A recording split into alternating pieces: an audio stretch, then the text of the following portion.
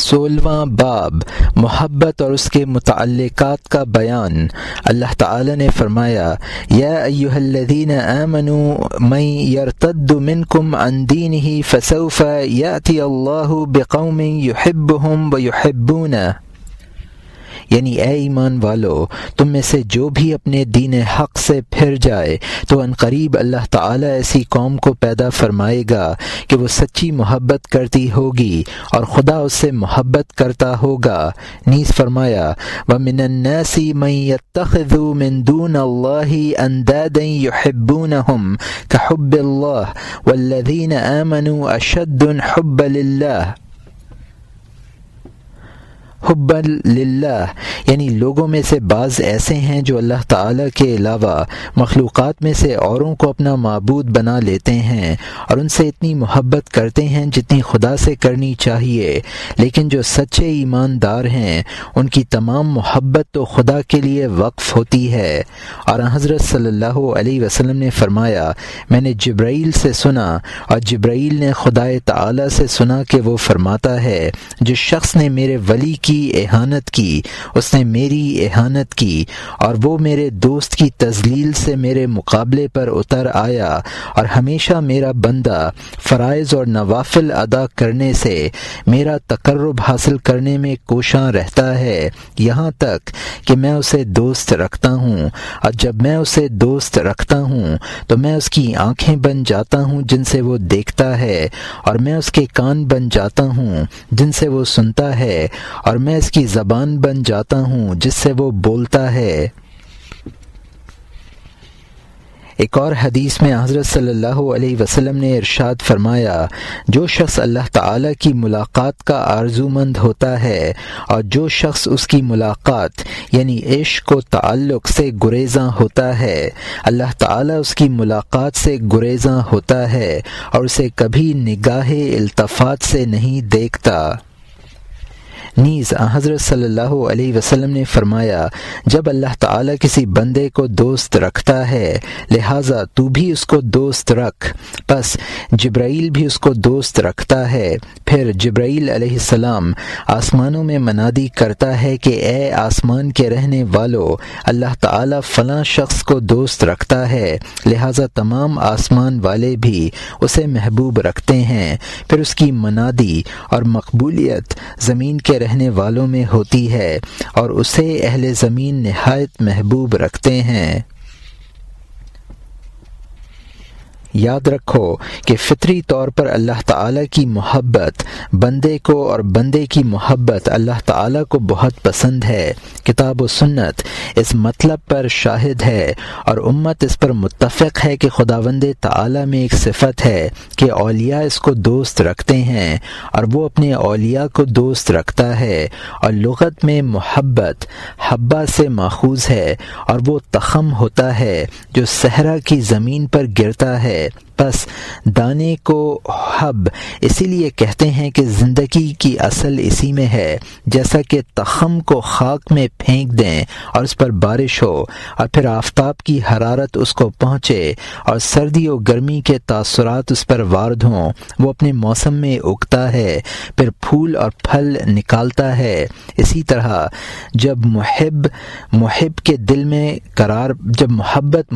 دل میں قرار پکڑتی ہے تو وہ حضور اور غیبت یا محبت و معصیت اور راحت و لذت و فراق اور وصال سے کمزور و متغیر نہیں ہوتی، اور اسی معنی میں شبلی رحمۃ اللہ علیہ فرماتے ہیں محبت کا نام اسی لیے محبت رکھا گیا ہے کہ وہ دلوں سے محبوب کے ماں سوا سب کو مٹا دیتی ہے۔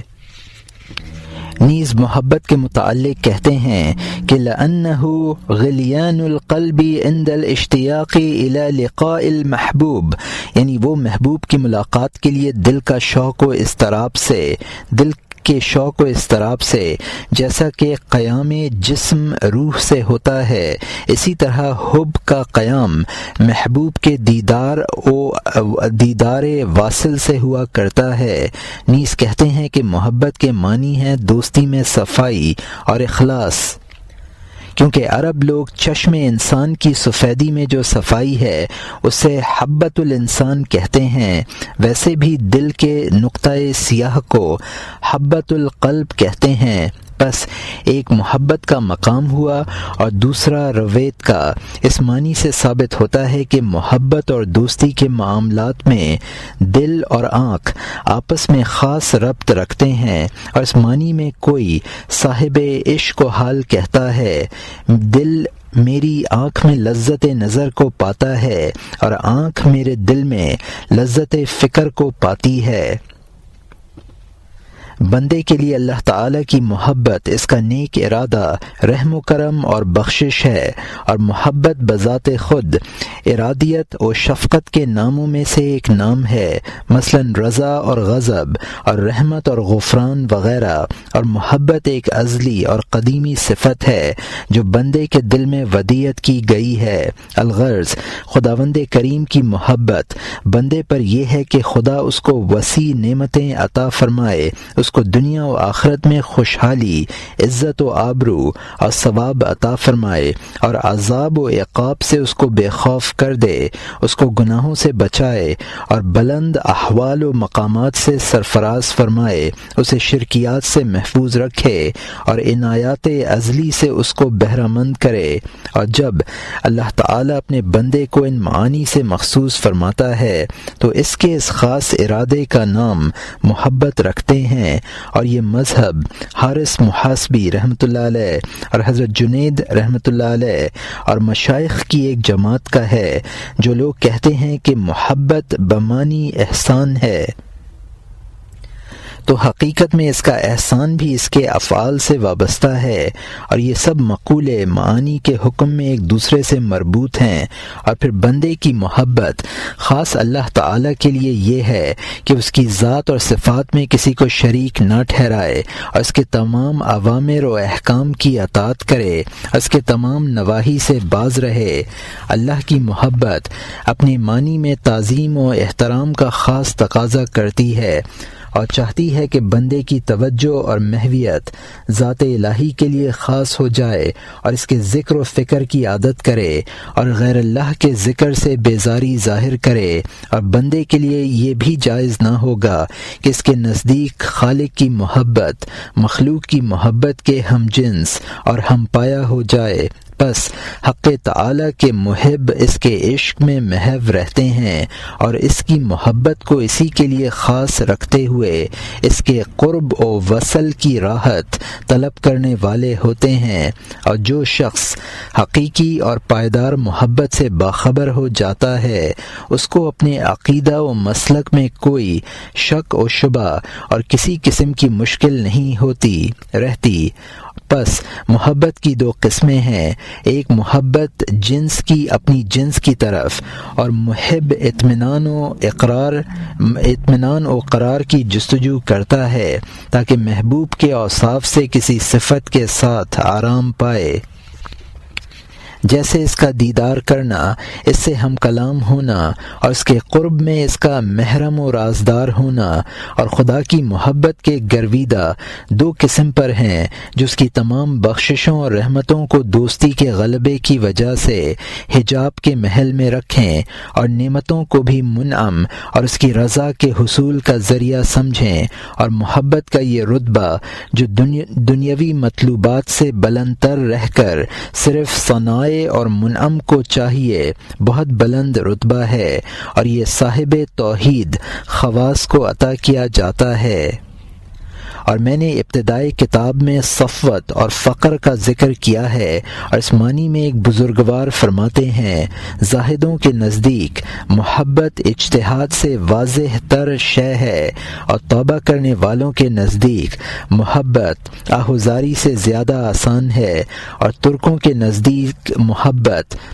فتراک یعنی تسمہ شکار سے زیادہ مشہور ہے، اور عرب کے ہر قبیلے میں محبت کا مضمون و قصہ اس کی خوشی یا غم، فتح یا شکست سے زیادہ اہم اور مشہور ہے۔ اور اس بیان سے مراد یہ ہے کہ نوع انسانی کی کوئی قوم اور قبیلہ ایسا نہیں جس کے دل میں محبت کی عظمت و کشمکش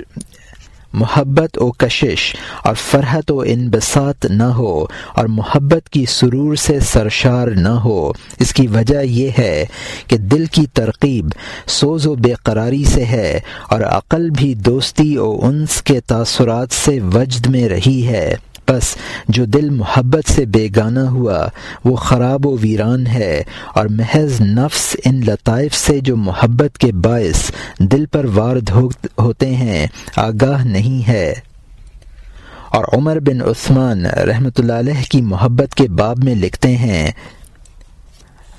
عمر بن عثمان رحمۃ اللہ علیہ مکی محبت کے باب میں لکھتے ہیں کہ خداوند تعالی نے دلوں کو جسموں سے 70,000 برس پہلے پیدا فرمایا اور قرب و وصل کے مقام میں جگہ دی، اور ان کی روحوں کو دلوں سے 70,000 برس پہلے پیدا فرمایا اور انہیں انس کے درجے میں رکھا، پھر سروں کو عقل و فہم کو روحوں سے 70,000 برس پہلے پیدا فرمایا کہ وصل و مشاہدے کے درجے میں رکھا، اور ہر روز 360 مرتبہ سروں پر اپنی تجلی فرمائی اور 360 مرتبہ روحوں پر رحمت و کرم کی نظر فرمائی اور انہیں محبت کا کلمہ سنایا،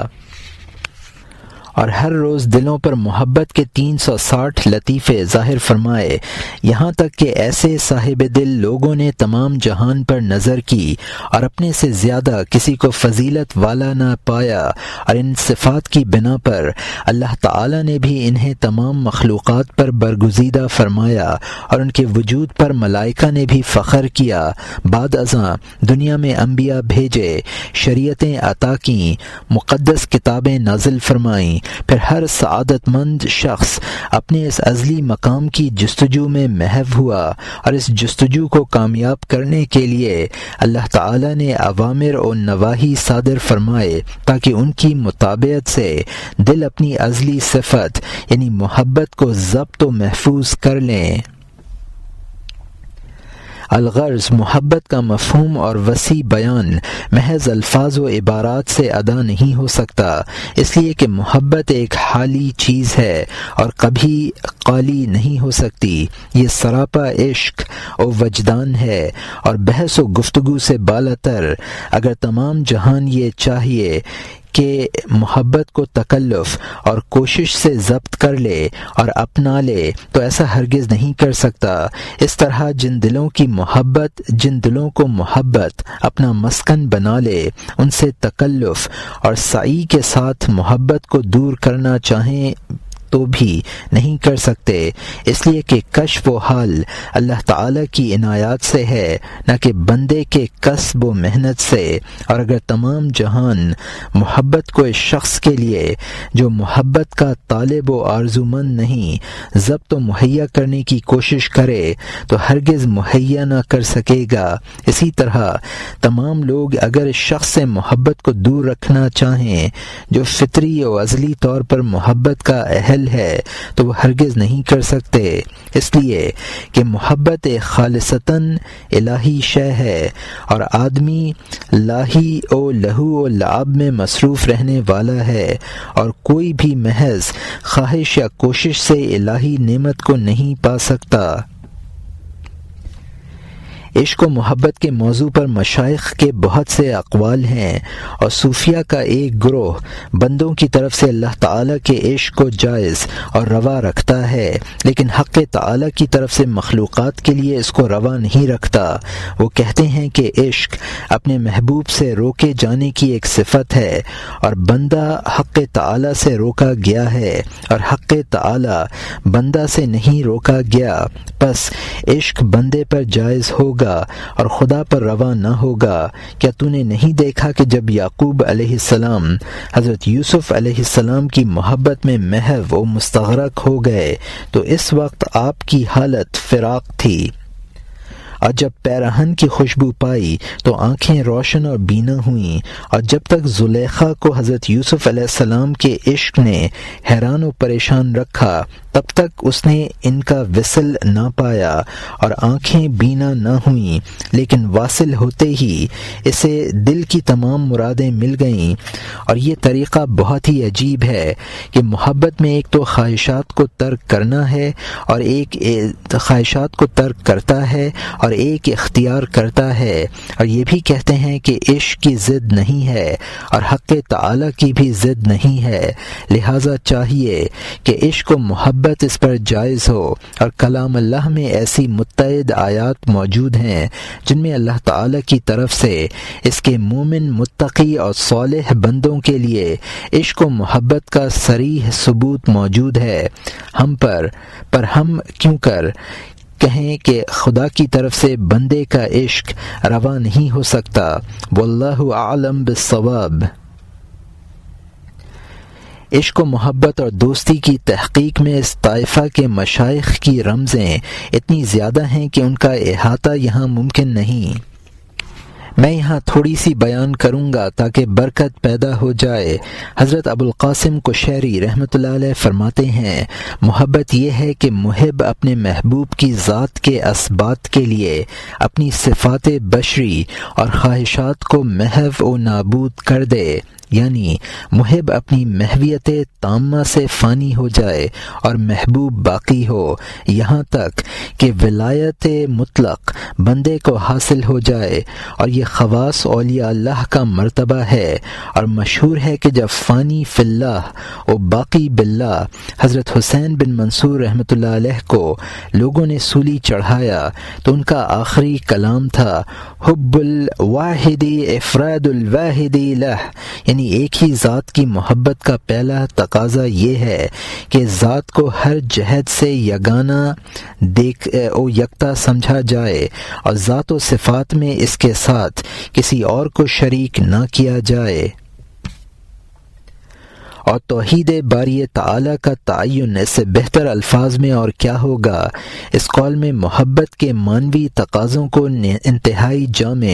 و مؤثر انداز میں بیان کیا گیا ہے، اور حضرت ابو یزید بستامی رحمۃ اللہ علیہ فرماتے ہیں، محبت یہ ہوتی ہے کہ دنیا میں اپنے بہت کچھ کو تو تھوڑا جانے کیونکہ وہ فانی ہے، اور اپنے محبوب حقیقی کی جانب سے تھوڑے کو بھی بہت کچھ سمجھے کیونکہ وہ باقی اور مستقل ہے۔ اور یہ عقیدہ بندگان حق کے لیے اس بنا پر ضروری ہے کہ بندے کو دنیا کی نعمتوں میں جو کچھ بھی دیا گیا ہے اس کو حق تعالی خود ہی تھوڑا فرماتا ہے۔ قل متاع الدنیا قلیل، یعنی اے پیغمبر صلی اللہ علیہ وسلم فرما دیجئے کہ دنیا کے فوائد تو عقبہ کے مقابلے میں بہت ہی تھوڑے ہیں۔ پھر اسی دنیا میں اپنی جانب سے عطا کی گئی چیز یعنی ذکر کو کثیر یعنی بہت زیادہ فرمایا، والذاکرین اللہ کثیرا والذاکرات، یعنی وہ مومن مرد اور عورتیں خدا کو بہت محبوب ہیں جو اس کا ذکر کثرت کے ساتھ کرتے ہیں۔ بس جو چیز خداوند کریم کی طرف سے بندے کو موصول ہو وہ تھوڑی نہیں ہو سکتی، اور جو کچھ مادی ذرائع سے بندے کے پاس ہو وہ کثیر ہونے پر بھی بہت تھوڑا ہے۔ اور سہل بن عبداللہ تستری رحمۃ اللہ علیہ فرماتے ہیں، محبت یہ ہے کہ محبوب کے احترام میں اس کے اوامر و احکام کی مکمل اطاعت کی جائے اور اس کے نواہی یعنی منع کیے ہوئے کاموں سے ہمیشہ اجتناب کیا جائے۔ اس لیے کہ جب محبوب کی محبت دل میں قوی ہوتی ہے تو دوست کے فرمان کی اطاعت دوست پر آسان ہو جاتی ہے، اور ایک گروہ اپنی غفلت و بے دینی کی وجہ سے یہ بودا سا عذر بنائے پھرتا ہے کہ بندہ خدا سے محبت کرتے کرتے آخر دوستی کے درجے پر پہنچ جاتا ہے کہ اس سے اطاعت اٹھ جاتی ہے، یعنی وہ احکام شرعیہ کا مکلف نہیں رہتا۔ اور یہ عقیدہ محض بے دینی اور فسق ہے، کیونکہ یہ محال ہے کہ ہوش و حواس اور عقل کے سلامت ہوتے ہوئے شریعت کی پیروی کا حکم بندے سے ساقط ہو جائے۔ اس مسئلے پر تمام امت کا اجماع ہے کہ محمد صلی اللہ علیہ وسلم کی شریعت کبھی منسوخ نہ ہوگی، اور جب باہوش و حواس اور صاحب عقل شخص سے تکلیف شرعی کا اٹھنا جائز سمجھ لیا جائے تو پھر یہ جواز سب کے لیے ممکن ہو سکتا ہے، اور یہ محض زندیقی اور بے دینی ہے۔ ہاں، مغلوب و مجذوب اور دیوانے کا حکم دوسرا ہے، اور ان کا عذر بھی اور ہے۔ میں کہتا ہوں کہ حق تعالی کے عشق و محبت اور باطنی روابط میں حضرت صلی اللہ علیہ وسلم کے رتبے کو اور کون پہنچ سکتا ہے، لیکن بائیں ہمہ حضور سے تو تکلیف شرعی زندگی کے کسی دور میں ساقط نہ ہوئی، بلکہ طاعت و عبادت کا ذوق روز بروز ترقی پر تھا۔ آپ نے رات دن اس قدر عبادت کی کہ دیگر تمام کاموں سے رہ گئے، اور آپ کے پائے مبارک میں ورم آ گیا، حتیٰ کہ اللہ تعالی نے فرمایا طٰہٰ ما انزلنا علیک القرآن لتشقی، یعنی اے پیغمبر، ہم نے قرآن کے احکام آپ پر اس لیے نازل نہیں کیے کہ آپ ذکر و عبادات میں اپنے نفس پر حد سے زیادہ بوجھ ڈالیں۔ اور حضرت سمنون محب رحمۃ اللہ علیہ فرماتے ہیں، محبت کرنے والوں نے تو دنیا اور عقبہ میں اللہ کے نیک اور متی بندوں ہی کی محبت اختیار کی، کیونکہ حضرت صلی اللہ علیہ وسلم نے فرمایا آدمی حشر میں بھی شخص کے ساتھ ہوگا جس سے وہ دنیا میں محبت رکھتا تھا، بس محب دنیا اور آخرت میں اولیاء اللہ کے ساتھ ہوتے ہیں، اور جس شخص کے ساتھ اولیاء اللہ ہوں گے اس سے خطا روا نہ ہوگی۔ اور حضرت یحییٰ معاذ رازی رحمۃ اللہ علیہ فرماتے ہیں، حقیقی محب وہ ہے جس میں نہ تو جور و جفا سے کمی واقع ہو، اور نہ رحم و کرم اور بخشش و عطا سے اس میں اضافہ ہو، یعنی سچی محبت کسی خاص قسم کے سلوک یا حالات و تغیرات کے تابع نہیں، بلکہ وہ ہمیشہ پوری قوت و متانت سے اپنے ایک ہی معین معیار پر قائم و محکم رہتی ہے، کیونکہ محبت میں جفا یا عطا دونوں خارجی سبب ہیں، اور سچے عاشق کو اپنی عشق کی محویت میں خارجی اسباب سے کوئی تعلق نہیں ہوتا، اور محبت کے طریق میں جفا یا وفا اس کے نزدیک ایک جیسی ہوتی ہے۔ اور حکایات میں مشہور ہے کہ جب چند ظاہر پرست لوگوں نے حضرت شبلی رحمۃ اللہ علیہ پر دیوانگی کا قیاس کیا اور انہیں مخبوط الحواس قرار دے کر قید و بند میں رکھا گیا، تو ایک گروہ آپ کی زیارت کے لیے وہاں حاضر ہوا۔ آپ نے ان سے دریافت فرمایا تم لوگ کون ہو اور یہاں کس غرض سے آئے ہو؟ انہوں نے عرض کی کہ ہم آپ کے دوست اور احبا ہیں اور یہاں آپ کی زیارت کے لیے آئے ہیں۔ آپ نے فرمایا اگر تم واقعی میں میرے دوست اور محب ہوتے تو میری مصیبت و بلا میں مجھ سے ہرگز کنارہ کشی اور روگدانی اختیار نہ کرتے، بس پہلے کی طرح اب بھی مجھ سے بے تعلق رہو۔ یہ کہہ کر آپ نے ان لوگوں پر پتھر مارے اور وہ سب بھاگ گئے۔ اس معنی میں کلام بہت ہے اور میں اتنے ہی پر اکتفا کرتا ہوں۔ چھٹا کشف الحجاب زکوٰۃ میں اللہ تعالی نے فرمایا اقیموا الصلاۃ وآتوا الزکوٰۃ، یعنی قائم کرو نماز کو اور ادا کرو زکوٰۃ کو، اور اس کی مانند بہت سی آیات اور احادیث ہیں جو زکوٰۃ کی فرضیت کا صریح ثبوت ہیں۔ جو شخص پر زکوٰۃ کا ادا کرنا از روئے شریعت واجب آتا ہو، یعنی وہ صاحب نصاب ہو، تو ایمان کا تقاضا ہے کہ وہ اس فرض کو پوری توجہ سے ادا کرے۔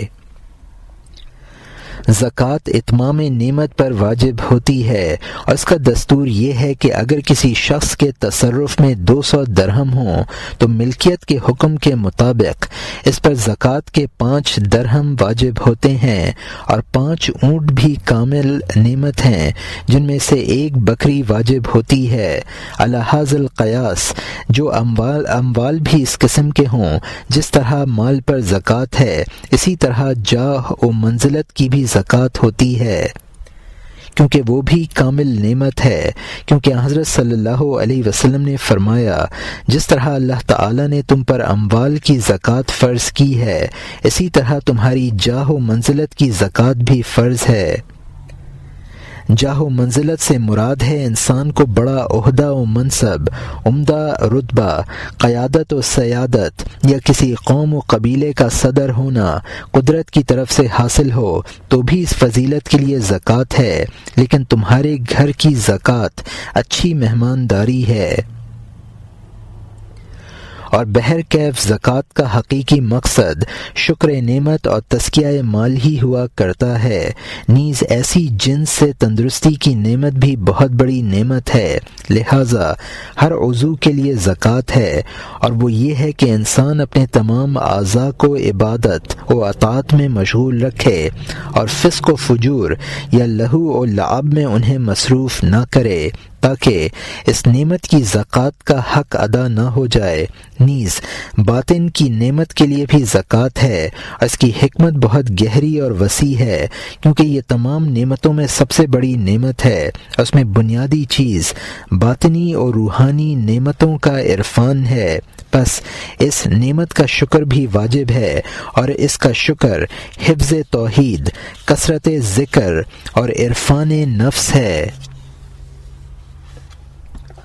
الغرض زکوٰۃ مال میں تاخیر یا بخل ہرگز جائز نہیں۔ اس سے بڑھ کر بخل کیا ہوگا کہ انسان 1 سال تک 200 درہم پر اپنے قبضے میں رکھے، لیکن اس میں سے زکوٰۃ کے 5 درہم ادا کرتے ہوئے بھی گھبرائے۔ بس مردان خدا کی سیرت میں ایک بہت بڑی صفت یہ بھی ہوتی ہے کہ وہ سخی اور فیاض ہوتے ہیں اور مال میں سے حقوق اللہ ادا کرتے ہوئے تامل نہیں کرتے۔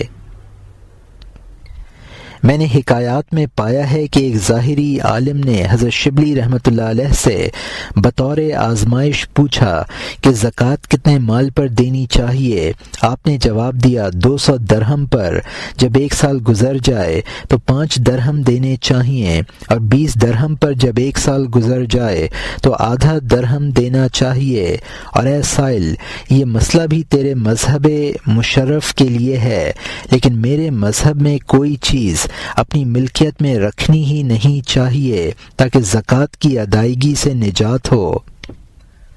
اس عالم نے کہا کہ اس مسئلے میں آپ کا امام کون ہے؟ آپ نے فرمایا حضرت ابو بکر صدیق رضی اللہ عنہ ہیں کہ جب آپ نے تمام مال فی سبیل اللہ خرچ کر دیا تو حضرت صلی اللہ علیہ وسلم نے دریافت فرمایا، اے ابو بکر، اپنے اہل و عیال کے لیے کیا چھوڑ آئے ہو؟ آپ نے عرض کی کہ ان کے لیے اللہ اور اس کے رسول کو چھوڑ آیا ہوں۔ اگر کوئی جہل کا مرتکب ہوتے ہوئے یہ کہے کہ چونکہ میرے پاس مال نہیں ہے لہٰذا میں زکوٰۃ کے علم سے بھی مستغنی ہوں، تو یہ عذر لغو اور ناقابل قبول ہوگا، کیونکہ فرائض کے متعلق ضروری علم حاصل کرنا فرض عین ہوتا ہے، اور ایسے علم سے بے نیازی ظاہر کرنا محض کفر ہوتا ہے۔ اور آفات زمانہ میں سے ایک آفت یہ بھی ہے کہ صلاح و فقر کے رسمی مدعی بسبب جہالت علم فرائض سے اجتناب کرتے ہیں، اور یہ علم نہ ہونے کو فرائض کے چھوڑ دینے کی علت قرار دیتے ہیں۔ یہ صریح گمراہی ہے۔ مصنف کہتا ہے کہ میں ایک دفعہ مبتدی صوفیوں کی جماعت کے سامنے کچھ مسائل بیان کر رہا تھا۔ اونٹوں کے صدقے کا ذکر تھا، اور بنت لیون، بنت مخاز اور حقہ کے مسئلہ زیر گفتگو تھا۔ وہاں ایک جاہل درمیان میں کود پڑا اور اس کا دل سننے سے تنگ پڑا۔ اس نے کہا، میرے پاس اونٹ نہیں ہے تاکہ آپ کا بیان کردہ بنت لبون کا لباس کا علم میرے کام آئے۔ میں نے کہا، اے مرد خدا، زکوٰۃ اس کے دینے، لینے، مقدار اور دیگر متعلقات کا علم ہر مسلمان کے لیے فرض ہے۔ اگر کوئی شخص بنت لبون تجھے دے تو اس کو لے لے، تو پھر بسبب فقدان علم تجھے وہ بنت لبون بھی ہرگز نہیں لینی چاہیے، اور اگر کسی شخص کے پاس مال نہ ہو اور اس کو مال کی خواہش اور ضرورت بھی نہ ہو تو بھی اس سے علم زکوٰۃ کی فرضیت ساقط نہیں ہوتی۔ اور مشائخ صوفیوں میں سے کچھ ایسے بھی ہوتے ہیں جنہوں نے زکوٰۃ لی ہے، اور کچھ ایسے ہوئے ہیں جنہوں نے زکوٰۃ نہیں لی۔ وہ کہتے ہیں کہ ہم مال جمع ہی نہیں کرتے تاکہ ہمیں زکوٰۃ نہ دینی پڑے، اور ادائیگی میں کسی بے احتیاطی اور لغزش کے باعث خدا کے قہر اور مواخذے میں نہ جائیں۔ اور ہم اہل دنیا سے بھی زکوٰۃ نہیں لیتے تاکہ ان کے ہاتھ ہمارے ہاتھ سے اونچا نہ جائے اور ان کے دماغ میں رعونیت اور فرعونیت نہ سمانے لگے۔ اور اس کے برعکس جن لوگوں کا فقر اضطراری ہوا ہے انہوں نے زکوٰۃ لی ہے، اور وہ بھی اپنی ضرورت و ہوس کے لیے نہیں بلکہ اس غرض سے کہ ایک صاحب نصاب مسلمان کی گردن سے بوجھ ہلکا ہو جائے اور اس کا فریضہ ادا ہو جائے۔ اور جب ان کی نیت یہ ہوتی ہے تو ان کا ہاتھ نیچا نہیں ہوتا بلکہ اونچا ہوتا ہے، یعنی اس لینے والے فقیر کا ہاتھ اونچا رہتا ہے نہ کہ دینے والے کا۔ اگر دینے والے کا ہاتھ اونچا ہوتا اور لینے والے کا نیچا تو یہ معنی خداوند کریم کے ارشاد وَيَأْخُذُ الصَّدَقَاتِ کو باطل کرتا، تو پھر ضروری تھا کہ زکوٰۃ لینے والا سے زیادہ فضیلت والا ہوتا، اور یہ اعتقاد عین گمراہی ہے۔ پس بلند ہاتھ وہ ہوتا ہے جو کوئی چیز کسی مسلمان بھائی سے حکم الہی کے واجب ہونے کے سبب لے لے اور اسے ایک فرض سے سبکدوش ہونے میں مدد دے اور اس کا بوجھ ہلکا کر دے جس کے باعث اسے مواخذہ ہوتا۔ ایسے درویش دنیا پرست نہیں بلکہ عقبہ پرست ہیں اور اپنے حسن نیت سے اعمال صالحہ میں معاون ہیں۔ اگر اخروی درویش دنیا داروں کی گردن سے اس سانپ کو نہ اتارتے تو حکم فریضہ ان پر لازم رہتا اور قیامت میں اس کے سبب حضور حق مقہور و ماخوذ ہوتے۔ پس اللہ تعالی نے اخروی درویشوں کا امتحان آسان کیا اور فرائض کی بجا آوری میں انہیں دنیا پرستوں کا مددگار بنایا تاکہ ان کی عاقبت سنور جائے۔ لہذا بہر کیف فقر کا مقام دنیا و عقبہ میں اونچا ہی ہوگا، کیونکہ وہ حقوق شریعت کے مطابق اپنا وہ حق لینے والے ہیں جو خداوند کریم کی طرف سے بندوں پر ادا کرنا واجب تھا۔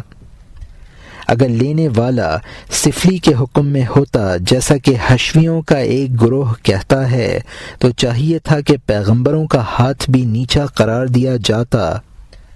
جو حق تعالی سے بہت کچھ لیتے ہیں اور اس کی شرطیہ مصرف پر خرچ کرتے ہیں، نیز وہ اپنے متبعین سے بھی بہت کچھ لیتے ہیں اور اسے مستحق لوگوں اور تبلیغی اور شرعی مقاصد کے لیے خرچ کرتے ہیں، حالانکہ ان کے ہاتھ کو سفلی کہنا صریحاً گستاخی اور بے ادبی ہوگی اور ان کا ہاتھ بلند ہاتھ ہے۔ پیغمبروں کے بعد ائمہ دین بھی اسی معمول پر ہوتے ہیں، کیونکہ وہ خلق خدا سے بیت المال کا حق وصول اور خرچ کرتے تھے۔ پس وہ لوگ عقل و فہم کی گمراہی میں مبتلا ہیں جو لینے والے ہاتھ کو نیچا ہاتھ کہتے ہیں اور مال دینے والے کو اونچا ہاتھ سمجھتے ہیں، اور یہ اصل تصوف میں نہایت محکم ہے اور اس کی صداقت میں کوئی شبہ نہیں۔ اس موضوع سے باب الجود و سخا کو گہرا تعلق ہے، لہٰذا میں قدرے اس کا ذکر کرتا ہوں۔ وباللہ التوفیق۔